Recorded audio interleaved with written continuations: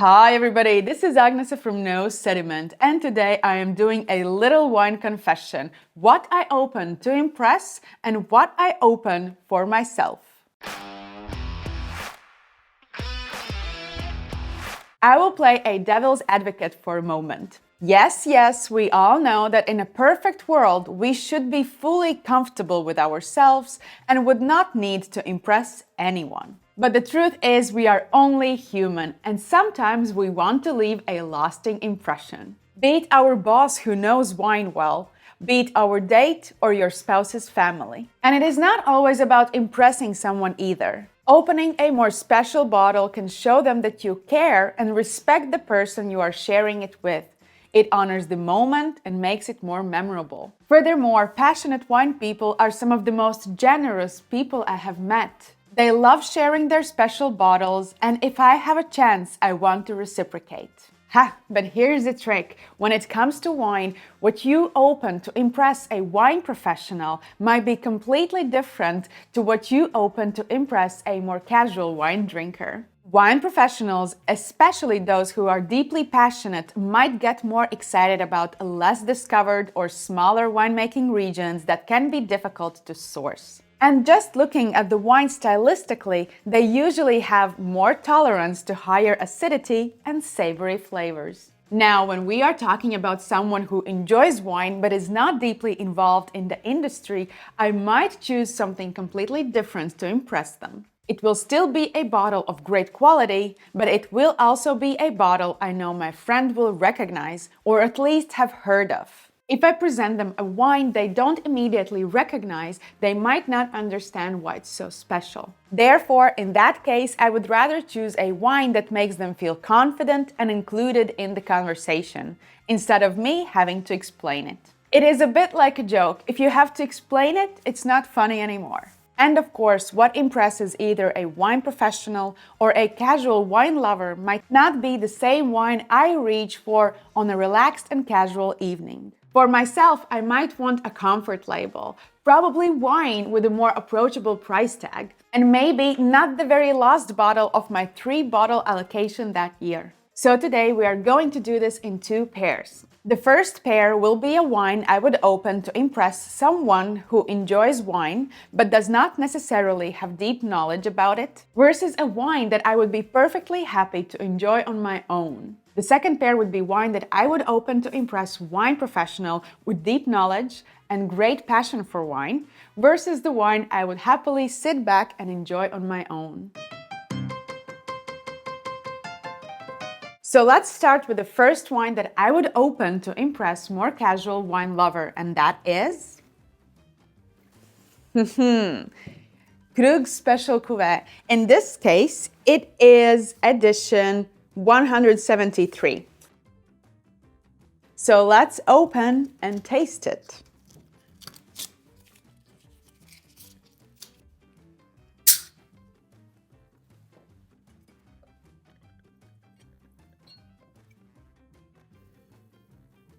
Okay, so the reason why we are opening Krug to impress more casual wine lover is because Krug label is so widely recognized. It speaks quality, it speaks prestige, it speaks limited availability as well.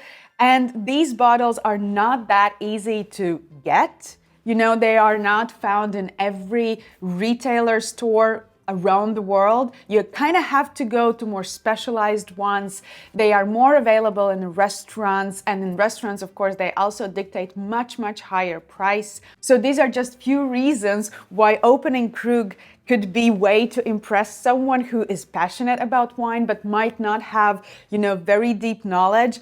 More or less anyone who knows wine a little bit or likes wine a little bit have heard about Krug and knows their price point as well. Okay. I do think that we can impress a wine professional with Krug bottle as well. But anyway, more recognizable label, brands that we have heard of, that speaks quality, that resonates quality and prestige will work very well in this setting. I mean, Dom Perignon could also work in this case. But let's taste it. When I opened it, I felt the aromas explode right away. It is not always the case though, but here you can feel on the nose with this wine, it is really open, it is very inviting, it is quite generous. There's beautiful toastiness to this wine. It is just that yeasty character that we associate with the top quality champagnes. I mean, this champagne has been on its sleeves for a significant period of time, I think 6 or 7 years. For those of you who want to know specifically, you can always scan the QR code and you will have all the information necessary for a wine lover or wine professional as well. And we also do have these really ripe stone fruit characters, slight floral element here as well. You know, think of orange blossom, fresh peaches and apricots. Let's taste the wine.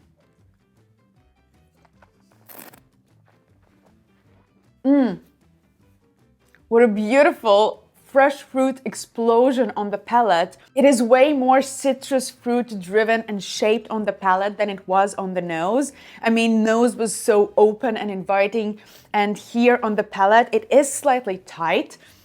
You know, the acidity is elevated and brisk, it just refreshes the palate. The mousse is absolutely magnificently done. Like, it is just caressing your palate. It is there, playful and in no way aggressive or biting your tongue.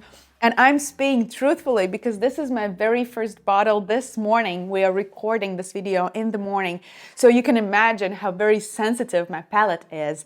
And yet this wine is just balance in your mouth. I do love the nose.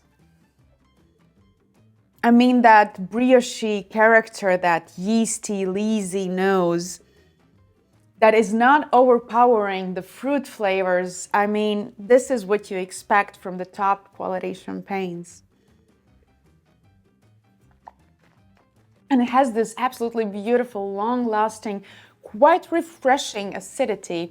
I mean, this is based on 2017 vintage, if I'm not mistaken, and the majority here is Pinot Noir. You kind of feel a bit of that Pinot Noir power here as well.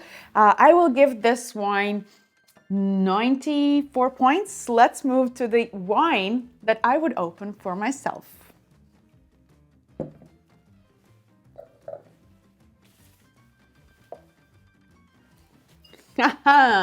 I wanted to stay in some kind of frame when it came to this video. So I thought, okay, if we are opening champagne to impress someone, what kind of champagne I would be happy to enjoy back at home. The truth is, I would be happy to enjoy all kinds of champagnes, and I could go very geeky. You know, I love my grower champagnes as well, but I thought, okay, we are having a relatively large estate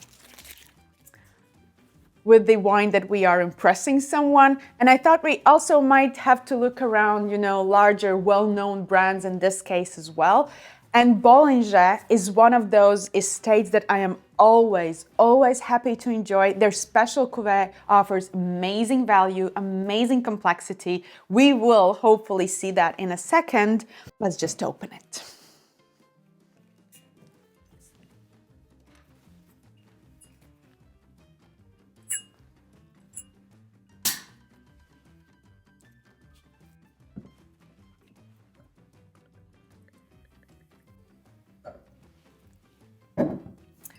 All right, I haven't tasted Bollinger for a while now. I was thinking about it while I poured it.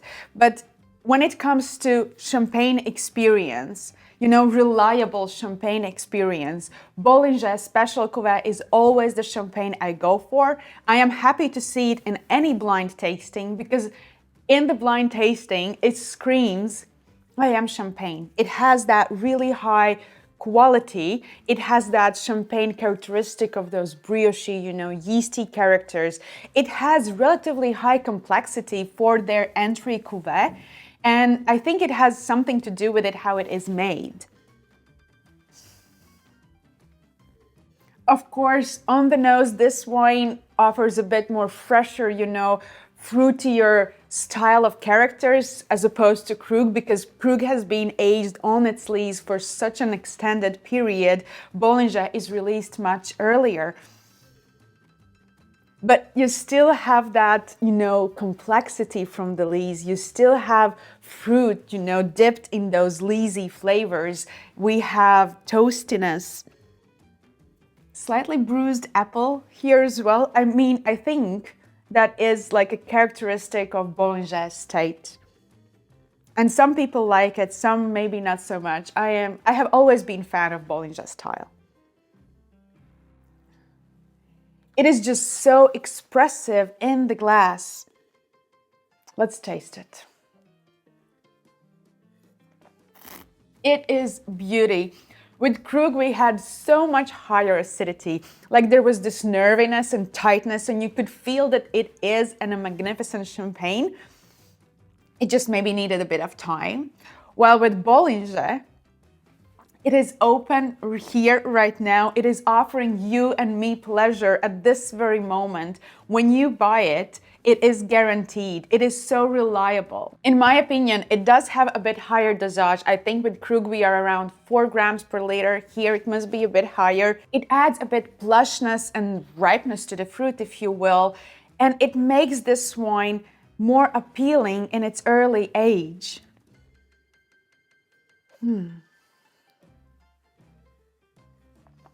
Another great reason to enjoy this wine more casually is it is readily available in various markets, in various retailers, and you can always restock your cellar quite easily with Bollinger Special Cuvée. And you will have a great champagne experience, top quality champagne experience for a very affordable price tag. I will give this wine 91 points. All right, and now we move to impressing wine professionals. So any wine professional watching this, please tell me if I'm wrong or right with this. I would open a bottle of Vin Jaune, in this case by Tissot, and it is a single vineyard, by the way, which is very rare in Jura region. Well, not the single vineyard per se, but when you actually make it in Vin Jaune. I mean, it is because Vin Jaune is so much affected by the winemaking, by decisions of the winemaker, where to put the barrel, to top it at the beginning, or to leave a bit of houillage, to start already quite oxidatively, or allow that, evaporation happen on its own. There's so many decisions that you can make to create Vin Jaune that we oftentimes forget to talk about the terroir, and Tissot is one of the very rare producers who actually make single vineyard Vin Jaune wine. So, wine professionals are usually crazy about Vin Jaune. It is made of Sauvignon grape, which tends to have or develop really high acidity levels. So we have tick right there.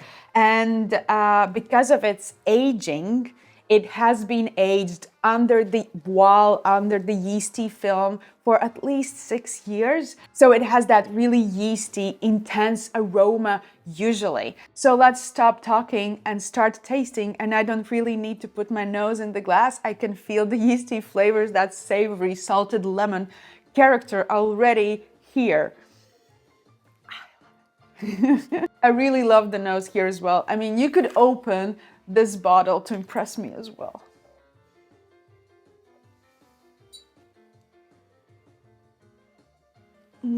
It just smells of salted almonds, skinned almonds. There's nothing bitter, but there's a lot of savory character to it. Dried fruit flavors, dried yellow plums, peaches and apricots as well. Preserved lemons. But this wine here, it is also impressively floral. Like I feel here that linden flower. We Latvians usually make tea from it, and you have that almost slightly, fresh meadow floral here. White blossom characters. It is so beautiful. Chamomile tea with a bit of honey dipped in it. Wow, and look at that color. I mean, it is deep straw. What a beauty. And it is developing and evolving in the glass. The concentration and intensity of this wine speaks volumes. My cameraman just whispered to me that even he feels the aroma of this specific vin jaune back behind the camera. Can you imagine how impressive, how really intense this wine is?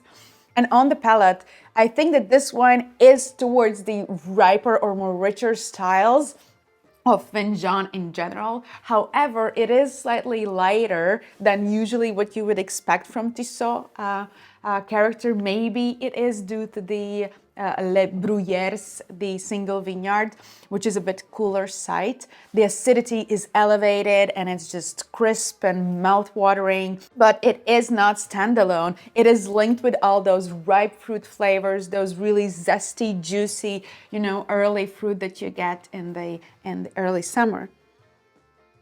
There's some smokiness to it. It is so complex. Every time you come back to this wine, it offers you a different set of flavors. Impressive. No wonder why people go crazy about vin jaune. And I mean, this wine is maybe not as expensive as Krug. It is still a very expensive bottle. But what makes it so special that I can impress my wine professional friends, it is because Jura is such a small winemaking region. We wine professionals usually love Burgundy, like we are crazy about it. But this winemaking region, I think, is like 10 times smaller than Burgundy. So can you imagine what it offers? And then vin jaune is like the tiniest, offering from the Jura wines. And not only that, you have to age it for 6 years. Not every wine can withstand such a long aging requirement. And during that aging, the wine evaporates. So this is also one of the reasons why it is bottled in Clavelon bottle, which is 620 milliliters. It is rare exception. And oh my God, I just saw the alcohol, which is quite high here. You cannot feel it though in the glass. Now it smells of toasty characters, all that flowery character is gone, and all I feel is toasty nuts and maybe even, some tobacco leaf. Wow. I will give this wine 96 points. I love it. Let's move to the wine that I would be opening for myself. All right. And in a way, this wine could be somewhat similar to the first wine. Not really. We are now in Spain, Luis Perez, and we are in unfortified Jerez category, which is the authentic style of Jerez, at least according to this producer. I haven't really checked the historical accuracy of it. And this estate was introduced to me by Peter Liam. You might want to watch the interview I made with him. He's such a knowledgeable person, both of Champagnes and Palomino Fino, the grape variety, and the Jerez winemaking region. What for you is, or what you expect from a great bottle of champagne? One characteristic of, well, maybe the primary characteristic of a great wine, of a truly great wine, no matter what kind of wine it is that it tells you something about the place that it came from.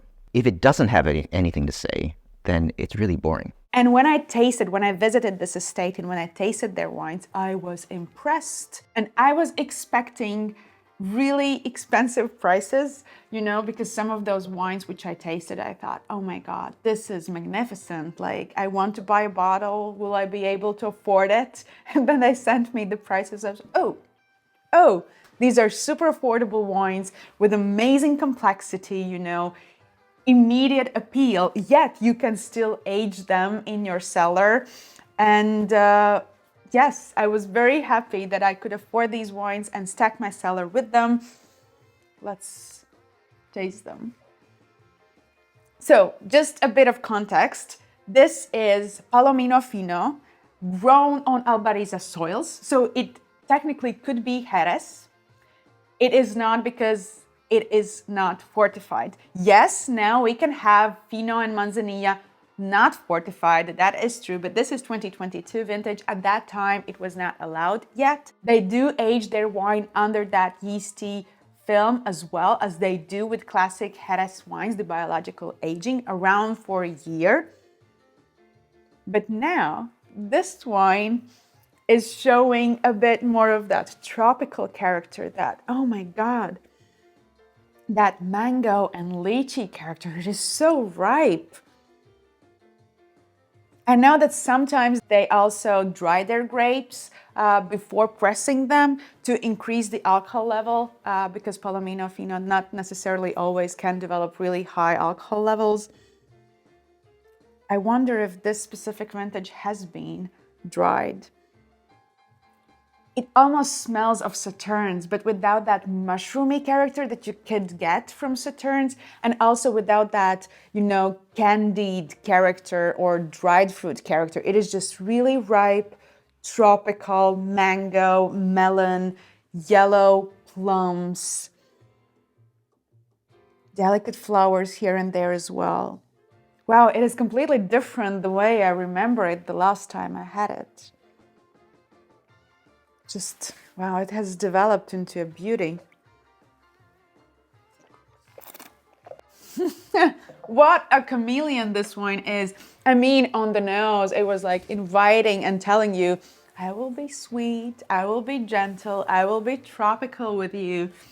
And then you taste it and you have this really elevated, beautiful, refreshing acidity.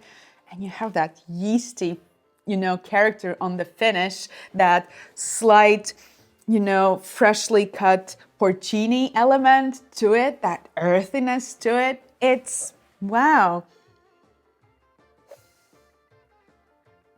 How can you be so different on the nose and the palate? Oh my God, I would be so happy to sit back and enjoy this wine on my own as well. I would, of course, want to share this wine with some of my wine professionals, and I do think that they might think of it as a great experience. I'm not sure, though, they would say like, yeah, you just impressed us. Maybe after they tasted it, but when you pull out the bottle, they might be confused. Well, when Jaune bottle is always something when you put it on the table and everyone's like, oh, and you get all these reactions. And with this bottle, we might need some kind of explanation. But I think that the wine would speak a lot in a glass with wine professionals for sure. It's a very unique bottle. It is a very unique wine. And I think it costs like 1/3 of what Jaune costs. So I would, of course, in a more casual evening, enjoying my own company, I would be happy to enjoy this one. And I will give it 94 points. That is a beautiful bottle.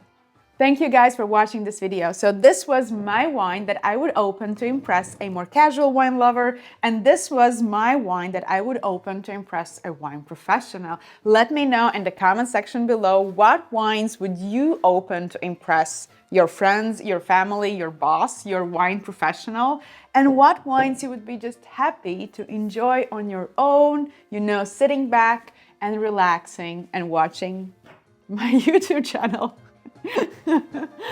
And make sure to watch this video next.